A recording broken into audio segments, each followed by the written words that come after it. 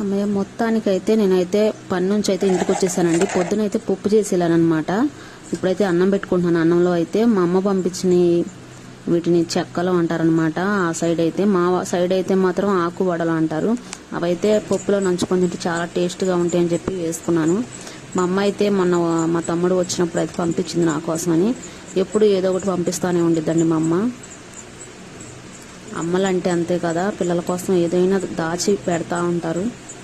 ఇప్పుడైతే నేను అదే పప్పు వేసుకొని తింటున్నానండి. చూడండి ఏంటి ఇలాగ ఉంది, చింపురుగా జుట్టు వేసుకొని అనుకుంటున్నారా? ఇప్పుడే పనికి వెళ్ళి వచ్చానండి.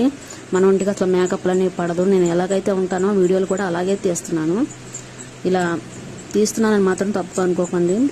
నేను ఎప్పుడు పొద్దున్న లేచిన కాంచి మేము పనులు చేసుకోవాలి కాబట్టి మేము రియల్గా ఎలాగ ఉంటాము అనేది కూడా క్లారిటీగా నేను అలాగే చూపించేస్తాను.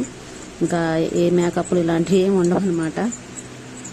ఇప్పుడైతే నేను పని నుంచి వచ్చాను కదా, మంచి ఆకలితో ఉన్నాను. పప్పు వేసుకొని అయితే తింటున్నాను.